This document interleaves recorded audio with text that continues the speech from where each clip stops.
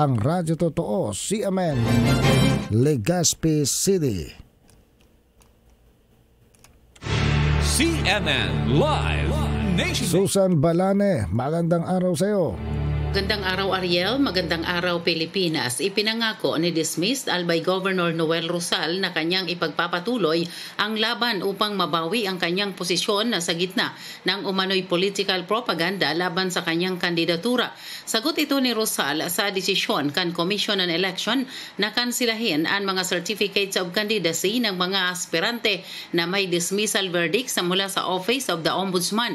Ayon kay Rosal, ang COMELEC resolutions na nagbabasura ng COC ng mga kandidato ay isang unconstitutional at sinabi na ang dismissal case ay maaari pa ring iapila sa Korte Suprema.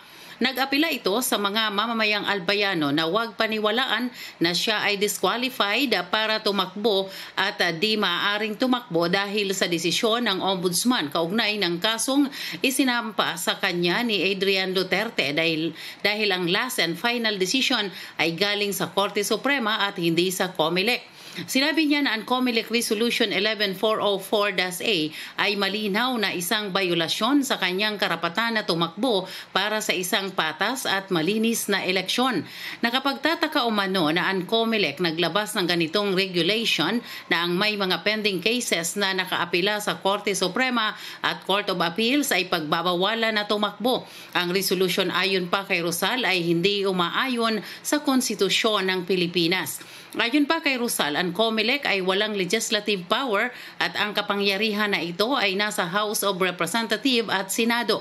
Kaya ang laban niya umano at ng kanyang asawang si Mayor Geraldine Rosal ay magpapatuloy at hindi nila papahintulutan na ang mga makapangyarihan o mga nasa kapangyarihan ngayon ay sirain ang pundasyon ng demokrasya.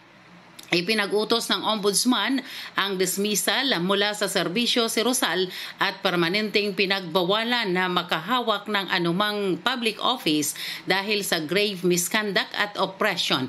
Kaugnay ng kanyang desisyon na i-reassign ng walang justification ang 3 department heads sa mababang posisyon sa iba-ibang opisina. Inakyat ito ni Rosal sa Korte Suprema upang hingin na baliktadin ang desisyon pabor sa kanya.